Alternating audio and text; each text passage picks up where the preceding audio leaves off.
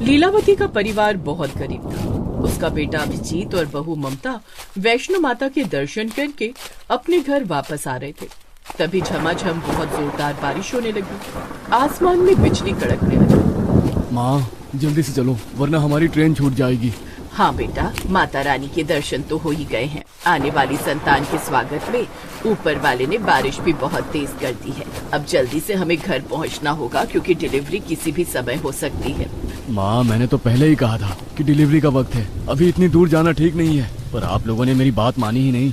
बेटा, पंडित जी ने बताया था कि 8 महीने बाद ही बच्चा पूरी तरीके से माँ के पेट से बाहर आने के लिए तैयार हो जाता है और इस समय अगर माता रानी का आशीर्वाद मिल जाए तो सब कुछ ठीक हो जाता है। हो सकता है हमारी गरीबी भी कम हो जाए आने वाले बच्चे की वजह से। तो इस तरह से बातें करते करते वो लोग स्टेशन पहुँच गए। बारिश रुकने का नाम ही नहीं ले रही थी। ट्रेन 1 घंटा लेट थी। इसी वजह से उन लोगों ने 1 घंटा स्टेशन पर ही बिताया। 1 घंटे बाद ट्रेन आ गई। अम्मा जी, सामान उठाना है क्या? अरे नहीं भाई साहब, जब अपनी जिंदगी का भार हम लोग उठा रहे हैं तो ये सामान क्या चीज है? हमारी गरीबी से तो हल्का ही है ये सामान। वाह भाई साहब वाह, कितनी गहरी बात कर डाली आपने। खैर, अभिजीत ने सारा सामान उठाया और ट्रेन में बैठ गए। ट्रेन चलने लगी। काफी घंटे का सफर करने के बाद भी बारिश बंद नहीं हुई। माँ, मुझे लगता है कि हमें बारिश में ही अपने घर तक पहुँचना पड़ेगा। आसमान देखो कितना काला है। उन लोगों को बारिश में यात्रा करने में बहुत अच्छा लग रहा था, लेकिन उन्हें नहीं पता था कि रास्ते में उनके साथ कितनी ढेर सारी कठिनाइयां आने वाली हैं। तभी ट्रेन अचानक रास्ते में रुक गई। आरपीएफ वाले उनकी बोगी में आ गए। आप लोग इस बोगी से बाहर निकल जाइए।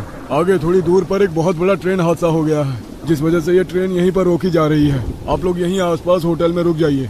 अरे ऐसे कैसे भाई साहब, हमने पूरा टिकट लिया है, यात्रा तो पूरी कराइए। अरे बहन जी, अगर हम लोग ट्रेन चला देंगे और आगे कहीं हमारी ट्रेन का भी एक्सीडेंट हो गया इतनी तेज बारिश में तो क्या होगा? और क्या आप चाहती हैं कि इस ट्रेन में बैठे सभी लोगों की जान चली जाए?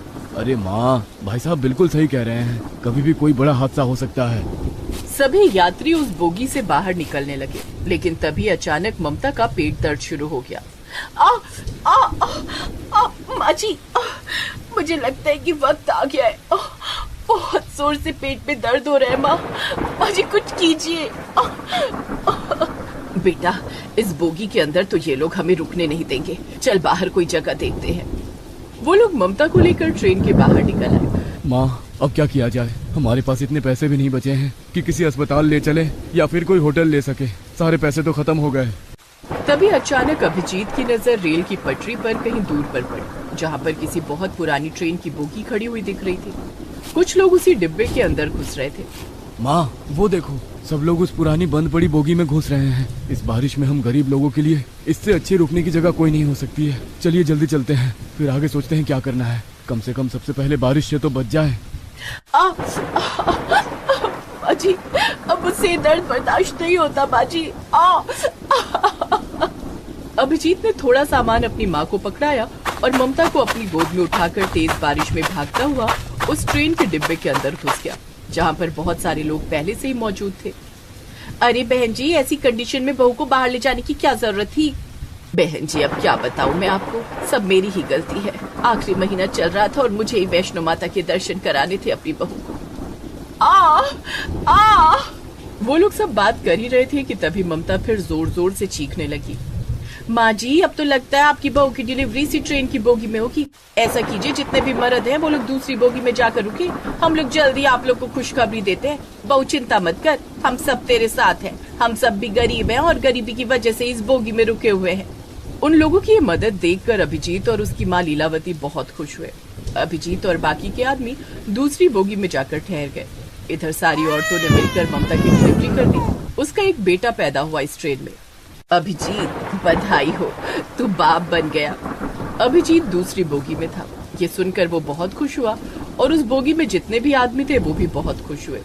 क्या बात है भाई साहब, इस बारिश में हम सारे लोग बहुत परेशान थे। आगे किसी ट्रेन का एक्सीडेंट हो गया है जिससे बहुत सारे लोग डरे हुए थे, लेकिन आपने बाप बनकर एक छोटी सी खुशी हम सारे लोगों को दी है। चलिए चलकर देखते हैं।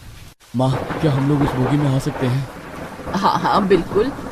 अभिजीत के साथ उस बोगी में जितने आदमी थे वो लोग भी अब उस बोगी में आ गए जहाँ पर ममता ने एक बच्चे को जन्म दिया था। अब आप लोगों को परेशान होने की कोई जरूरत नहीं है। मैं एक अस्पताल में नर्स का काम करती हूँ पिछले 20 सालों से। मेरे पास कुछ दवाइयाँ और इंजेक्शन भी हैं। मैं लगा देती हूँ बच्चे को। कुछ देर बाद अंधेरा होने लगा और माइक पर किसी ने ऐलान किया, यहाँ पर आसपास जितने भी यात्री रुके हुए हैं वो वहीं पर रुके रहें, क्योंकि बारिश की रफ्तार बढ़ती जा रही है। हमारे आर्मी के जवान आपके पास ही मौजूद है। अगर किसी को भी कोई तकलीफ होगी तो वो उन्हें बचा लेंगे। अब जब तक बारिश बंद नहीं हो जाती, आगे का रास्ता क्लियर नहीं हो जाता, आप सब लोग सुरक्षित रहें। आप सभी को खाना मिलता रहेगा सरकार की तरफ से। तो अब रात को उन लोगों ने उस बंद पड़ी पुरानी ट्रेन की बोगी को ही अपना घर बना लिया। जिनके पास जो भी कंबल और चादर थे, उनसे उन लोगों ने उस बोगी के अंदर ही बिस्तर बना लिया। 3 दिन बीत गए लेकिन अभी तक बारिश बंद नहीं हुई। ये तो अच्छा हुआ कि सरकार की तरफ से हमें खाना मिल रहा है और हमें मुफ्त में रहने की जगह भी मिल गई। माँ जी, सबसे अच्छी बात तो ये है कि हमें यहाँ पर इतने अच्छे अच्छे लोग मिल गए जिन्होंने हमारी मदद की, वरना इतनी तेज बारिश में बहुत कुछ गलत हो सकता था हमारे साथ। सब माता वैष्णो जी की कृपा है बहन जी। आप अपने होने वाले पोते के लिए ही माता वैष्णो के दरबार गई थी और उसके साथ ही कुछ गलत हो जाता, ऐसा तो हो ही नहीं सकता था। अब वो ट्रेन ही उस गरीब परिवार का घर बन चुका था। वहाँ पर जितने भी लोग थे सब एक परिवार की तरह रहने लगे। बहुत सारे लोगों ने मिलकर एक कठिन समय को भी कितना खुशनुमा बना दिया था। करीब 1 हफ्ते तक वो लोग एक साथ एक परिवार की तरह रहे। जब बारिश बंद हुई तब उनकी ट्रेन एक बार फिर से आगे चलने के लिए तैयार हो गई। 1 हफ्ते में ही हम सब एक परिवार की तरह रहने लगे थे। 1 हफ्ते पहले हम लोग एक दूसरे को जानते भी नहीं थे, पर अब बिछड़ते हुए बहुत बुरा लग रहा है। किसी ने क्या खूब कहा है कि आते जाते खूबसूरत आवारा सड़कों पे कितने अनजान लोग मिल जाते हैं, उनमें से कुछ लोग भूल जाते हैं, कुछ याद रह जाते हैं। जिंदगी के किसी न किसी मोड़ पर एक बार हम लोग फिर कभी मिलेंगे। तो इस तरह एक दूसरे से विदा लेकर सब लोग अपनी अपनी सीट पर बैठ गए। ट्रेन एक बार फिर से चल पड़ी। अभिजीत अपनी माँ, अपनी पत्नी और अपने नवजात बच्चे को लेकर जैसे ही अपने घर पहुंचा, वहां पर घर था ही नहीं। वहां चारों तरफ दलदल था। वो लोग हैरान हो गए। आसपास के लोगों से अभिजीत ने पूछा, अरे भाई साहब, ये सब क्या हो गया? ये सारे घर कैसे तबाह हो गए? मैं भी यहीं पर एक झोपड़पट्टी में रहता था। बहुत बहुत बधाई हो आपको। मेरा घर तबाह हो गया और आप मुझे बधाई दे रहे हैं? मैं बधाई इसलिए दे रहा हूँ क्योंकि आप लोग कम से कम जिंदा तो हैं। आप यहाँ से सही टाइम पर निकल गए थे, क्योंकि आपके जाने के बाद यहाँ पर इतनी खौफनाक बारिश और लैंडस्केप हुआ जिससे सारे घर तबाह हो गए। घरों में लोग चैन की नींद सो रहे थे, लेकिन सोते सोते ही वो लोग भगवान को प्यारे हो गए। ये लहरें उनकी जिंदगी अपने साथ बहा ले गई। ये सुनकर अभिजीत, ममता और लीलावती की रूह कांप गई। अभिजीत भी अपने परिवार के साथ स्टेशन के पास ही बनी झोपड़पट्टी में रहता था, पर अब वो भी नहीं रही। माँ, वो देखो, सामने एक बोगी खड़ी है। उसमें ही रहते हैं चलकर। वैसे भी हमें बोगी के अंदर रहने की आदत हो गई है और इस खराब मौसम में झोपड़ी बनाकर रहना ठीक नहीं है। वो लोग एक ट्रेन की बोगी में ही रहने लगे। कुछ महीनों बाद सरकार की तरफ से वहां पर जितनी झोपड़पट्टियां तबाह हो गई थी, उन सभी लोगों को रहने के लिए पक्का घर दे दिया गया। सरकार ने जो कॉलोनी बनाई थी, उन्हीं कॉलोनी में अभिजीत के परिवार को वही सारे लोग एक बार फिर मिले जिन्होंने ममता की डिलीवरी में उनका साथ दिया था। हमने आप लोगों से कहा था ना कि एक बार हम लोग फिर से मिलेंगे, और देखो भगवान ने हमें हमेशा के लिए एक जगह ही मिलवा दिया। तो इस तरह से अब वो सारे लोग एक साथ खुशी खुशी पक्के मकान में रहने लगे और मेहनत मजदूरी करके अपनी जिंदगी बिताने लगे। जगदीश कुमार सरकारी स्कूल में बच्चों को पढ़ाते थे। उन्हें लोगों में शिक्षा का अलग जगाने का बहुत शौक था। वे बच्चों को बहुत लगन से पढ़ाते। बच्चों को कुछ समझाने के लिए वे अलग अलग तरकीबें निकालते। काफी समय गुजर गया। एक दिन जगदीश कुमार ने सोचा, अब मैं बूढ़ा हो गया हूँ, कुछ ही दिनों में रिटायर हो जाऊंगा। रिटायरमेंट के बाद मैं बच्चों को कैसे पढ़ाऊंगा? मैं चाहता हूँ कि गोविंदपुर गांव के सभी बच्चे पढ़े लिखें और गांव का नाम रोशन करें। गांव के गरीब बच्चों तक शिक्षा नहीं पहुंच पाती है। इसके लिए मुझे रिटायरमेंट के बाद भी बच्चों को पढ़ाना होगा, वो भी मुफ्त में, ताकि गरीब बच्चों तक भी शिक्षा पहुंच सके। मन ही मन में उन्होंने ऐसा विचार किया। कुछ दिनों के बाद वे स्कूल से रिटायर हो गए। रिटायरमेंट के बाद उन्होंने ठीक वैसा ही किया जैसा उन्होंने सोचा था। अपने घर के पास ही उन्होंने एक स्कूल खोला जिस पर एक बोर्ड लगा दिया। बोर्ड पर लिखा था, यहाँ गरीब बच्चों को मुफ्त शिक्षा मिलती है। बोर्ड को देखकर गांव के गरीब लोग अपने अपने बच्चों को लेकर वहां आने लगे और उनका नाम स्कूल में लिखवा दिया। नमस्ते मास्टर साहब। कहो भोला, कैसे आना हुआ? मास्टर साहब, हमने सुना है आपने गरीब बच्चों के लिए स्कूल खोला है।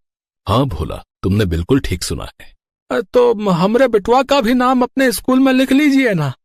हाँ, क्यों नहीं भोला, आज से तुम्हारा बेटा मेरे स्कूल में पढ़ेगा। इसे यहीं छोड़ जाओ और पूरे गांव में खबर कर दो कि उन सभी बच्चों के माता पिता जो अपने बच्चों की फीस नहीं भर सकते, वे उन्हें पढ़ाने के लिए मेरे स्कूल में ले आएं। अच्छा मास्टर साहब, आपका बहुत बहुत धन्यवाद। भोला पूरे गांव में ये बात कह देता है, जिसके बाद सभी गरीब माता पिता अपने अपने बच्चों को जगदीश कुमार के स्कूल में ले आते हैं। इस तरह जगदीश कुमार गांव के गरीब बच्चों को मुफ्त शिक्षा देने लगते हैं। बच्चों को मास्टर साहब के पढ़ाने का तरीका बहुत पसंद आता है। धीरे धीरे गांव के बच्चे मास्टर साहब से बहुत घुल मिल जाते हैं। बच्चे जगदीश कुमार को बहुत पसंद करने लगे। बच्चे रोज स्कूल आने लगे, यहाँ तक कि रविवार की छुट्टी भी उन्हें पसंद नहीं थी। एक बार की बात है, बच्चे स्कूल पहुँचे। अरे बच्चों, तुम सब आज सुबह सुबह स्कूल आ गए, क्या बात है? मास्टर जी, हम लोग पढ़ने आए हैं।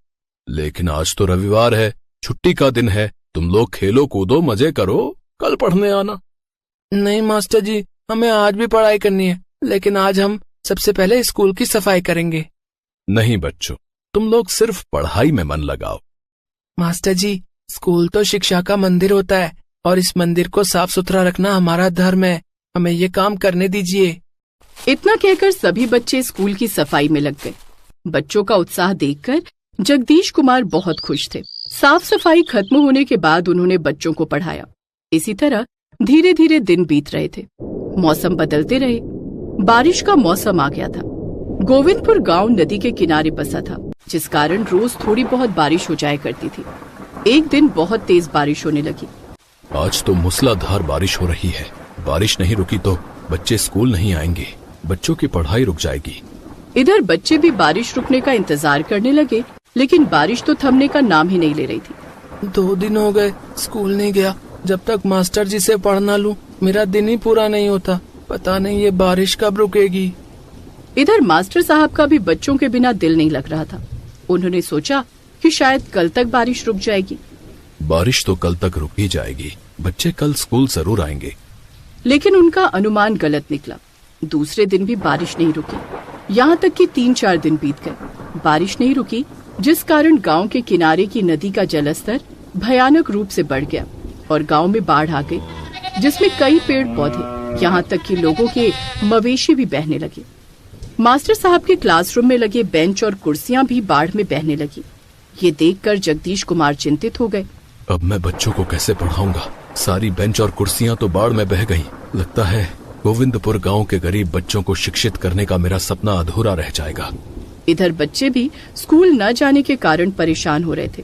तभी कुछ बच्चों ने देखा कि बाढ़ के पानी में बेंच और कुर्सियां बह रही हैं। ये बेंच और कुर्सी कहीं मास्टर जी के तो नहीं? अगर ऐसा हुआ तो मास्टर जी हमें कैसे पढ़ाएंगे? ये बेंच और कुर्सियां तो हमारे स्कूल की लग रही हैं। मास्टर जी कितने परेशान होंगे, हमें उनके पास जाना चाहिए। लेकिन हम मास्टर जी के पास पहुंचेंगे कैसे? पूरे गांव में बाढ़ का पानी भरा हुआ है। रोज नदी में तैरते हो, आज बाढ़ के पानी में तैर लोगे तो मास्टर जी के पास पहुंच पाओगे। चलो हम सब तैर कर मास्टर जी के पास चलते हैं। हाँ, चलो। सभी बच्चे बाढ़ के पानी में तैरने लगते हैं। तैरते तैरते वे मास्टर जी के घर के पास पहुंचने ही वाले होते हैं कि वे देखते हैं कि बाढ़ के पानी में ढेर सारे टमाटर तैर रहे थे। वो देखो, लगता है किसी किसान की टमाटर की फसल बाढ़ में बह गई है। हाँ, ये तो काफी सारे टमाटर हैं। कितने लाल लाल और सुंदर टमाटर हैं। काश हम इन्हें घर ले जा सकते। इन टमाटरों को देखकर मुझे एक उपाय सूझ रहा है। कैसा उपाय? हम इन्हें अपने घर न ले जाकर मास्टर जी के घर ले चलते हैं। लेकिन मास्टर जी इतने सारे टमाटरों को क्या करेंगे? मास्टर जी के स्कूल के लिए हम सब मिलकर इन टमाटरों से बेंच और कुर्सियां बना सकते हैं। टमाटर की बेंच और कुर्सियां? हाँ, लेकिन हम इतने सारे टमाटर लेकर मास्टर जी के घर तक कैसे पहुंचेंगे? अपनी अपनी शर्ट उतारो और उसमें टमाटर रखते चलो। ठीक है। सभी बच्चों ने ठीक वैसा ही किया। अपनी अपनी शर्ट उतारी और उसमें बाढ़ में बहते हुए टमाटर इकट्ठा करने लगे। सभी बच्चों ने सारे टमाटर अपने अपने कपड़ों में बांध लिए और तैरते हुए मास्टर जी के पास पहुँचे। बच्चों को इस हालत में अपने पास आया देखकर जगदीश कुमार की आंखें नम हो गईं। बच्चों का उनके प्रति प्यार देखकर वे भावुक हो गए। उन्होंने बच्चों से कहा, बच्चों, तुम लोग बाढ़ में भी मेरे घर आ गए। हाँ मास्टर जी, हम सब तैर कर आए हैं। लेकिन मैं तुम लोगों को नहीं पढ़ा सकता। क्यों मास्टर जी? क्योंकि बाढ़ में सारी बेंच और कुर्सियां बह गई हैं। तो क्या हुआ मास्टर जी, हम नई बेंच और कुर्सियां बना देंगे। लेकिन तुम लोग नई बेंच और कुर्सियां कैसे बनाओगे? इस बारिश में तुम्हें लकड़ियां कहाँ मिलेंगी? मास्टर जी, हम नई बेंच और कुर्सियां टमाटर से बनाएंगे। टमाटर से बेंच और कुर्सियां कैसे बनेंगी? ये कैसे हो सकता है? इतने सारे टमाटर आएंगे कहाँ से? तभी सभी बच्चों ने अपने अपने कपड़ों के गट्ठर खोले और जगदीश कुमार के सामने टमाटर का ढेर लगा दिया। ये तो बहुत सारे टमाटर हैं। ये तुम लोगों को कहाँ मिले? मास्टर जी, ये टमाटर बाढ़ के पानी में बह रहे थे। हमने इन्हें अपने कपड़ों में इकट्ठा कर लिया। हम इन टमाटरों से बेंच और कुर्सी बनाएंगे, जिस पर आप और हम लोग बैठकर पढ़ सकेंगे और आप हमें पढ़ा सकेंगे। लेकिन इस काम में वक्त लग सकता है। तुम लोग अपने अपने माता पिता को बताकर तो आए हो ना, नहीं तो उन्हें तुम लोगों की चिंता होगी। मास्टर जी, आप चिंता मत कीजिए। हमारे माता पिता को पता है कि अगर हम उनके पास नहीं हैं, तो आपके पास ही होंगे और सुरक्षित होंगे। आप आराम से बैठ जाइए। जगदीश कुमार बैठ जाते हैं और सभी बच्चे काम शुरू करते हैं। वे बच्चों को काम करते हुए देखने लगे। इस काम में 2 दिन लग जाते हैं। अब बारिश भी रुक गई थी और बाढ़ का पानी भी धीरे धीरे उतरने लगा था। जगदीश कुमार ने फिर से अपना स्कूल शुरू कर दिया, लेकिन इस बार मास्टर जी के बैठने के लिए टमाटर की कुर्सी और बच्चों के लिए टमाटर का बेंच था। बच्चों ने स्कूल को भी टमाटरों से सजा दिया था। जगदीश कुमार के टमाटर के स्कूल की चर्चा पूरे गांव में होने लगी। ग्रामीण टमाटर के स्कूल को देखने के लिए आने लगे। अरे वाह मास्टर साहब, आपका टमाटर का स्कूल तो बहुत ही न्यारा है। ये तो बच्चों का प्यार और पढ़ाई के प्रति उनकी लगन का नमूना है भोला, कि बच्चों ने बाढ़ में बहते टमाटरों से बेंच और कुर्सियां बना दी और बारिश में भी पढ़ने का जुगाड़ खोज निकाला। अब गांव में चाहे कितनी बारिश हो या बाढ़ आए, बच्चे टमाटर के बेंच पर बैठकर पढ़ाई करते और जगदीश कुमार टमाटर की कुर्सी पर बैठकर उन्हें पढ़ाते। इस तरह जगदीश कुमार ने गोविंदपुर गांव के बच्चों को टमाटर की कुर्सी पर बैठकर पढ़ाया और उन्हें शिक्षित किया। गोविंदपुर गांव का ये अनोखा टमाटर का क्लासरूम था, जिसमें पढ़ने वाले सभी बच्चों ने बड़े होकर गांव का नाम रोशन किया और जगदीश कुमार का सपना पूरा हो गया।